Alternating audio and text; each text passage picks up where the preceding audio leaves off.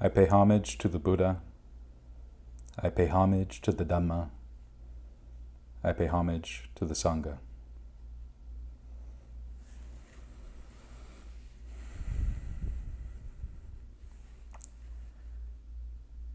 So lately, I've been busy teaching a Dharma class of young children from about 6 to 12. And I started doing this because a friend of mine that I made at University of the West is a Vietnamese nun who lives down in, I think, Escondido. And at her temple, she is in charge of the children's Dharma school.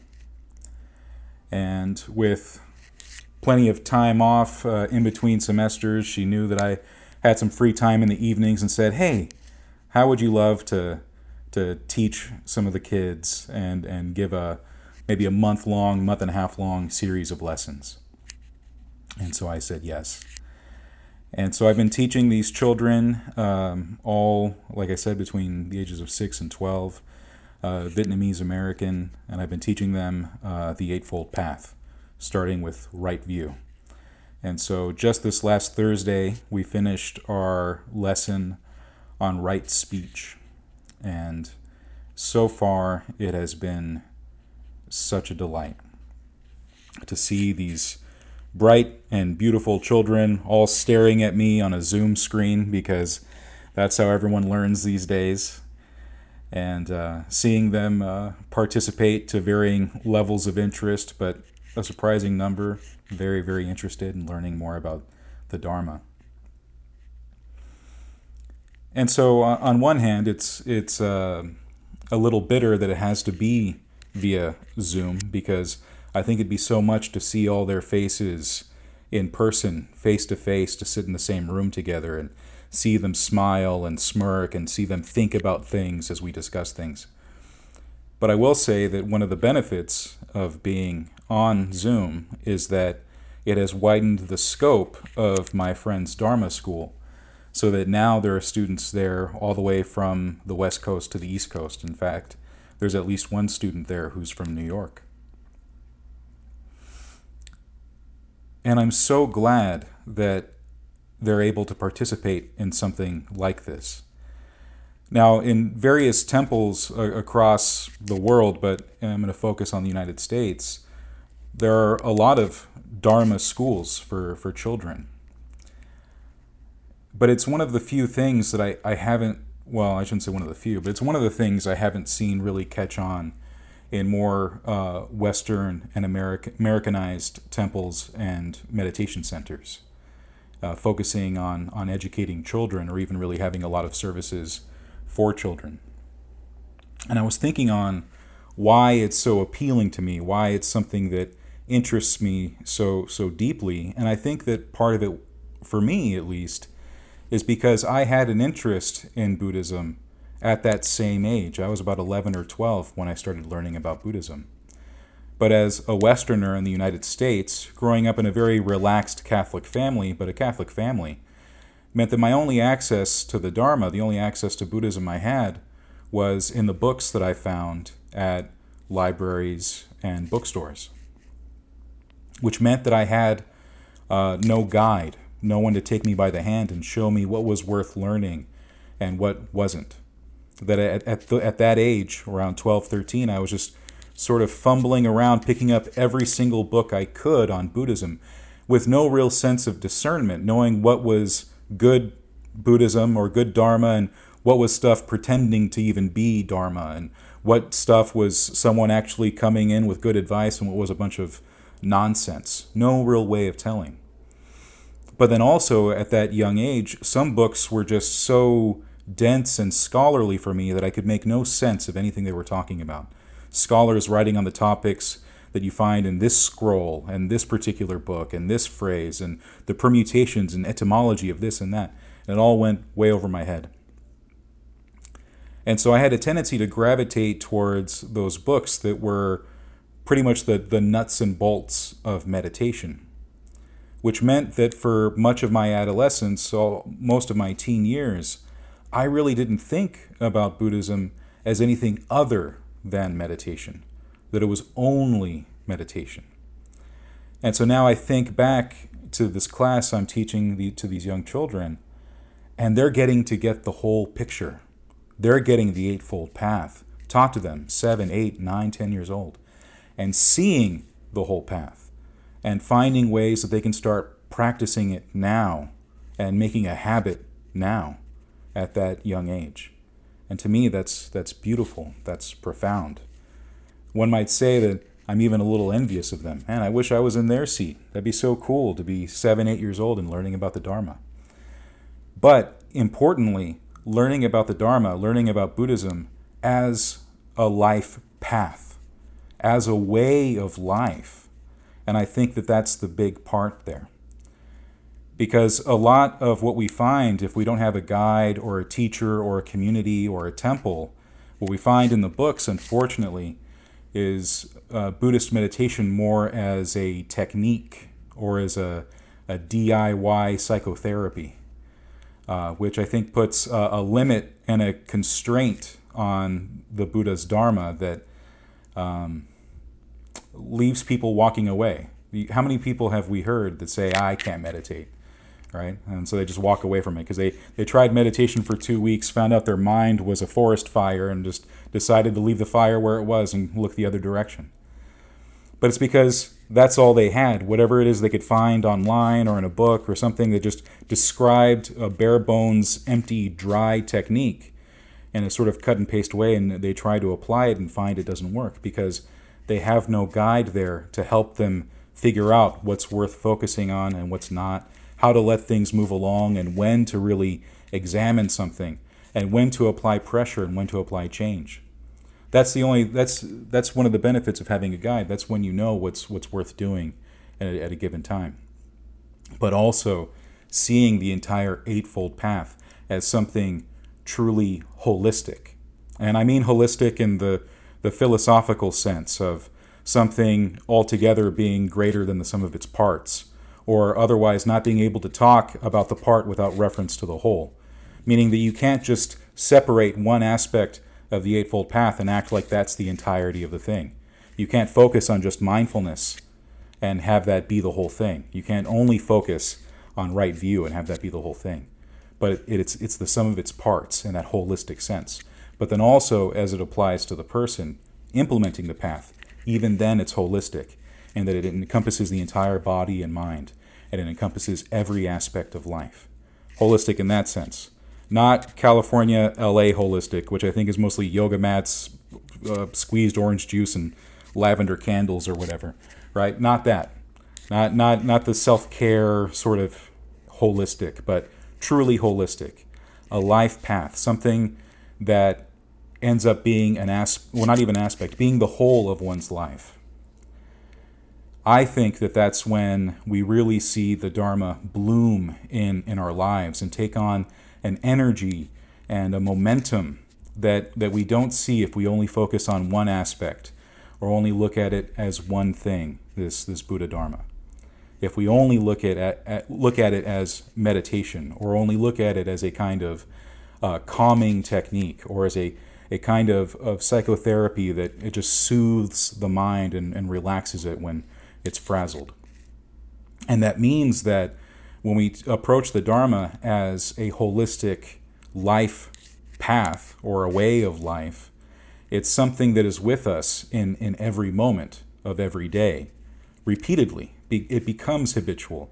It becomes the way we move in the world. So it's not just what we do when we're sitting, it's what we do when we're standing, when we're walking, when we're lying. That's part of why when the Buddha talks about the Satipatthana, the 4 foundations of mindfulness or the 4 establishings of mindfulness, there's all these different postures. It's not simply saying that these are 4 ways of meditating, but rather that in any mode of life, whatever it is you're doing, there can be some aspect in the mind that is meditating in the sense of examining and watching and also changing, redirecting. One of the beautiful things about looking at Buddhism as a life path rather than just a technique, something you do a little bit in the morning and a little bit in the evening, is that you get to see that there's a bit of fabrication going on at every moment of every time. Fabrication in the sense that we're always creating constructing, shaping, and molding our reality in our mind all the time. And when you do apply mindfulness, which is something the Buddha did say was useful, of all the different tools we have in the toolbox, the Buddha did say that mindfulness is one of the few that's useful all of the time. Some are useful in one situation, some not. You probably don't want to be in a deep, absorbed state of concentration while you're driving on the freeway. Please don't. You might as well be on your cell phone at that point, with all the good it'll do you. But something like mindfulness, in terms of applying ardency, alertness, and our memory of the Dharma, and our ability to keep something in mind, that is a quality that we can take with us in whatever we do. That builds the foundation of our ability to implement stuff like right thought, right action, right speech, the rest of the path. We see the way it's all interconnected, holistic in that sense, something that we can carry through in every moment. Thinking of it this way reminds me of another friend of mine. He's a monk that likes to share some memes he finds on Instagram every once in a while. And it's all in good fun, but he had a comparison between a meditator, let's say, in the Buddha's time, or even a few centuries ago, and a meditator today. And so the meditator of the past says, you know, I've been meditating 4 hours today, and now I'm going to go work in the rice paddy fields for an extra 14, right? And that's also still meditation. And then the modern meditator, well, I meditate for about 20 minutes in the morning, 20 minutes in the evening, and call it a day, right? And my takeaway from that is to not be condescending or mean or anything to the person who only has about 20 minutes or so a day for actual formal sitting. My takeaway is thinking that just because you only have that 20 minutes to sit in formal meditation, that's the only meditation you can do throughout the day, or the only time the Dharma can be alive in your day, rather than seeing all the ways that it can be there if we make room for it, if we change our lives enough to accommodate it. And I do think that that's a part of seeing the Dharma as a way of life, is that the Dharma, all of the teachings of the Buddha, but also all of the techniques and tools, all the applications that we learn, all the skills that we're cultivating to become more skillful, those are the very things that become part of our life and then over time become our life. And that means that our life changes. And I do honestly believe that many people come to Buddhism hoping that their life changes. But I think it's easy for many of us to assume that change happens in a very alchemical, magical way. You basically live your life the same way for 23 hours, but for that 1 hour that you've broken up into the morning and evening, you do something a little different, and that's going to change everything. Which I think puts a lot of pressure on meditation that might be undue and unfair. Not to say that meditation isn't transformative. If any of you have been to at least just even 2 or 3 of my talks, you've probably heard of me talk about meditation as so important to the Buddhist path that the rest of the path are considered the supports of meditation. That when the Buddha was teaching his disciples, his monks and lay people, he really was emphasizing the importance of meditation, concentration especially, and the idea of jhana and seclusion and all these things. That if you read it in the Pali Sutras, you can't help but come across it again and again. But that isn't to mean that there isn't something going on the rest of the time outside of formal sitting. But that formal sitting that we do becomes the impetus, becomes the way in which we can start carrying ourselves through the rest of the day. If we are able to get off the cushion and continue that mental state through our actions, through our tasks through the day, there is something different that happens compared to, say, the usual mode for many of us, which is we do our meditation, and then the moment we hear that gong, we hear that bell, we hear the timer on our phone, all of a sudden all the regular thoughts of the day flood right in, all the regular modes of being flood right in, and we go right back to doing the same stuff that we've been doing years and years and years into our lives.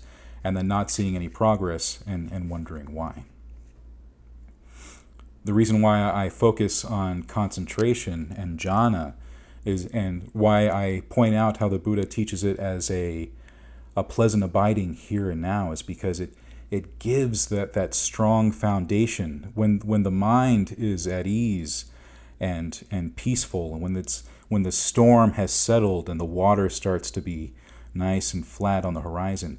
From that point, that's when we're able to really see a lot of the other stuff coming up in the mind. That's when we're able to see the greed and the aversion and the delusion. That's how we see it work, because in a frenzied mind, in our usual busy mode of being, all that stuff, we're just too caught up in it. We're too close to it, and we're too in it. We've already done the claiming of me and mine. We've already selfed ourselves into the situation.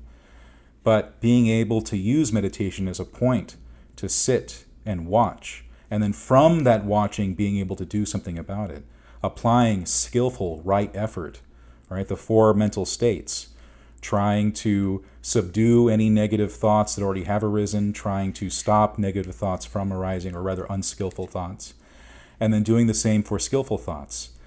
Cultivating, nurturing the skillful thoughts that are already there, but then also trying to create the foundations, enrich the soil so that more skillful thoughts proliferate in the mind. That's the kind of thing that we can do once we've actually used meditation as the basis for the rest of our day. And to feed that loop, it creates a cycle, a feedback loop in which our meditation can flavor and infuse our day with the Dharma as we focus on right thought, as we focus on right speech, on right action, right livelihood, and everything else. But then the very doing of those things feeds into the meditation. And one way of looking at it is seeing Sila actually coming first, before the meditation, that we have to start making changes in our lives before we're likely to see more results in our meditation.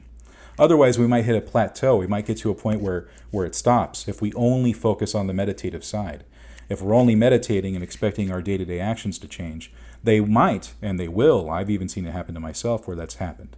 But then there comes a point where it stops. And then what we need to do is look at which aspect of the Eightfold Path needs to be really nurtured. Is it Sila? Is it Samadhi? Is it Panya? Panya in the sense of discernment, our ability to look at a situation and understand and tweeze out what is skillful and unskillful. When we look at those, we can see which one needs more attention right now to keep the wheel turning, this Dharma wheel turning. And there are many times when we do have to focus more on meditation and on stillness and return to seclusion, secluding the senses, secluding the mind, creating a pleasant abiding here and now. But also plenty of times when we have to look at our lives and see what it is we're doing with our time, with our energy, our interactions with others, how we entertain ourselves, which really comes down to how we're feeding the brain, how we're feeding the mind. I was talking to these young students about that on Thursday, hopefully in language that they could understand, but there was this sense of like, well, you in the world as young people, how are you approaching social media that even at the age of 7, 8, 9, 10, you already have access to? How do you apply skillful speech there? And not only in terms of what you say, but also what you hear, what you take in. And I had these kids, 9, 10, admitting, well, yeah, I do use a lot of curse words at school around my friends, but like not at home with my parents, and not in this situation, but yeah, and also like what kind of stuff are you watching? Like what kind of movies, TV shows? Are you watching stuff with a lot of violence and things like that? And the reason why I bring that up is that after a while, as your senses get more attuned to what's going on in the mind, you get to see how the mind is impacted by things.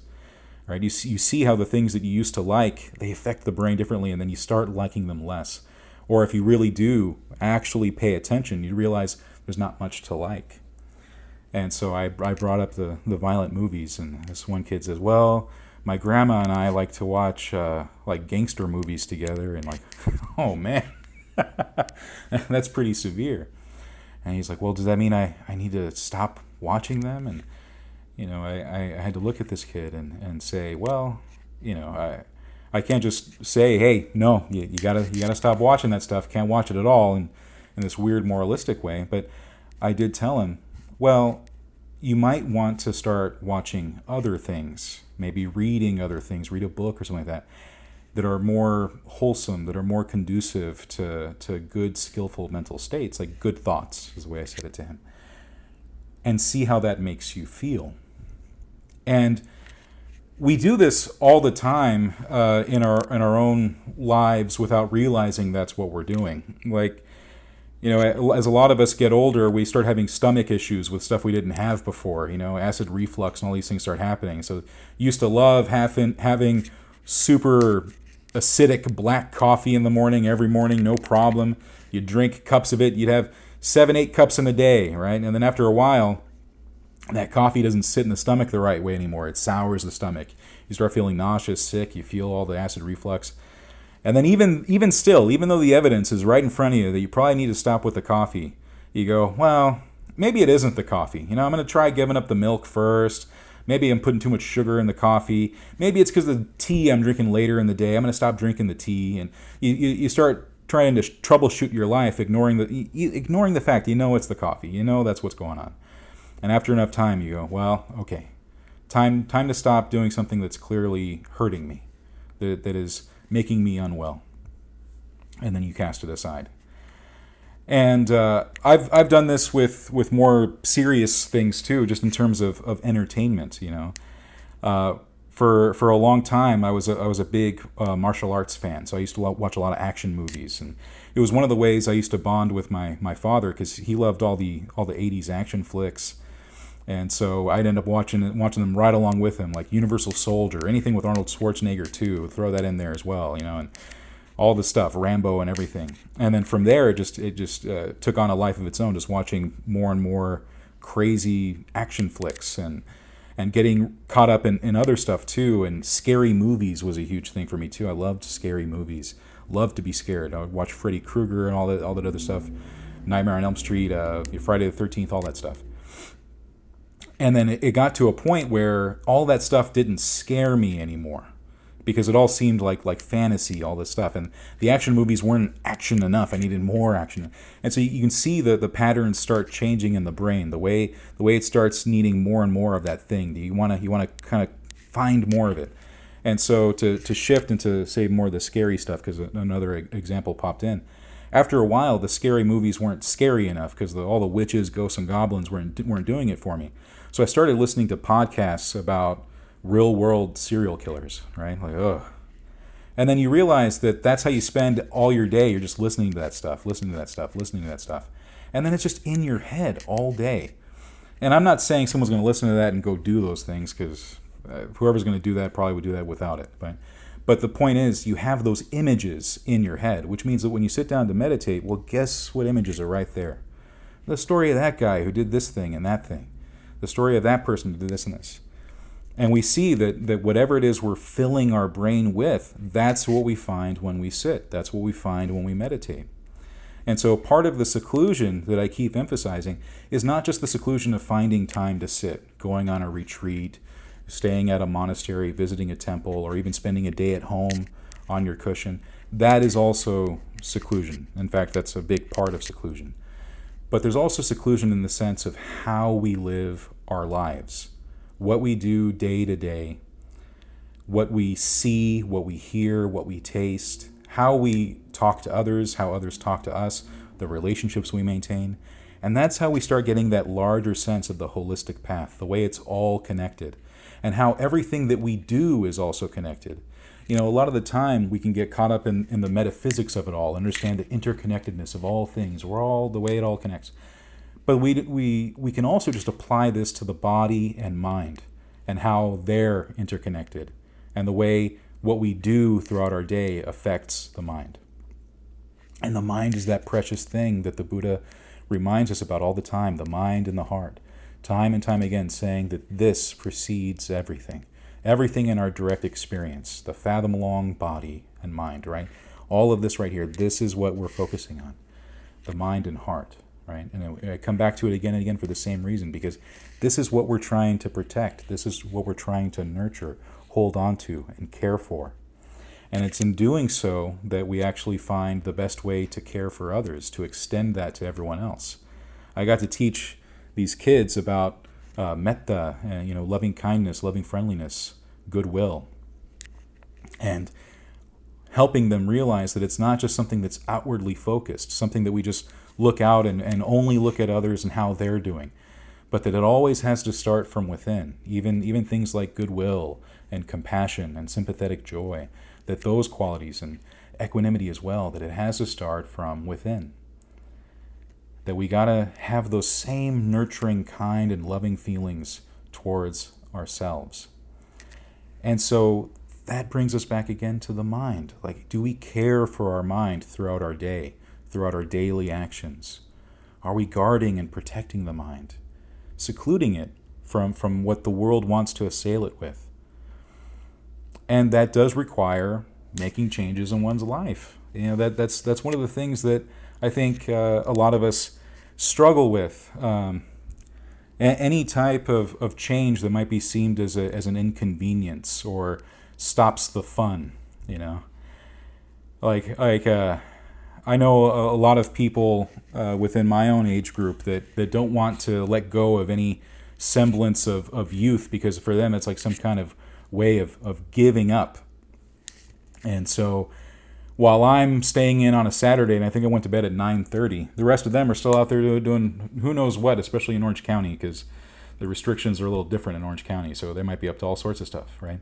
But there are all these pressures and desires, and we want to say yes to all of it. I've come across many people in my exploration of different religious paths who have a tendency to want to have the cake and eat it too, as it were. They want the sacred and profane in some kind of weird twisted sandwich. And there's this impetus to not want to change their lives. And then you're caught in this weird state of limbo, because you want your life to change, you just don't want to change to make your life change. But that's precisely what the whole path is about. If you lay out the whole Eightfold Path, the whole thing is about changing, right? Changing the way you understand, the way you think, the way you speak, the way you act, the way you live, applying effort, mindfulness, and concentration to affect the mind and change the mind, the way it thinks, changing the habitual patterns in relation to craving, and in relation to clinging, in relation to aversion and delusion, all of that.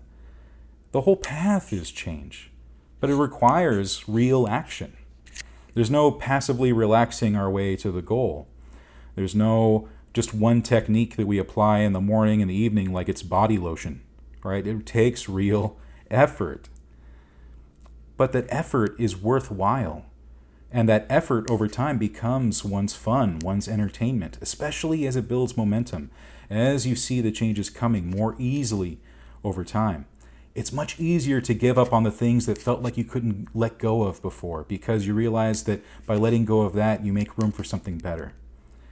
One of my teachers says that this is like exchanging candy for gold in terms of its worth. Candy is satisfying in the immediate. You pop it in your mouth, it tastes good. Maybe it's a Jolly Rancher, green apple. But then you compare that to something like gold that has worth not only for oneself, but everyone around you too. Everyone recognizes the worth of gold, right? And so that's just an analogy, but it's the same idea that as we're focusing on the path, we're letting go of things to make room for better things that give us a more stable kind of happiness. And I understand that sometimes it can feel weird to talk about happiness in a Buddhist sense, because isn't searching for happiness part of the problem? Isn't that one of the things that everyone else is doing? If you look at the way the normal worldling is, the way the Buddha would say it, well, all they're doing is happiness craziness. They're always seeking out happiness. You see the drive to be happy and have experiences and collect experiences. They got to go to this music concert. They have to go to that show. They have to make sure they're seen here on their Instagram and so on. All these things they have to do, all the busyness of it. And so we can get the impression that the Buddhist path is not about happiness, because look at all those people who pretend to be happy. Remember, we're the ones who talk about suffering all the time. So clearly we're not talking about happiness, right? But the truth is, we talk about suffering because we recognize that there is a way to be happy. The very first part of the Eightfold Path, right view, is about the Four Noble Truths and recognizing that their whole promise is not that everything is suffering, but that there is suffering, and suffering has an end. And that's what we're always striving for, the end of suffering, to open ourselves up to happiness.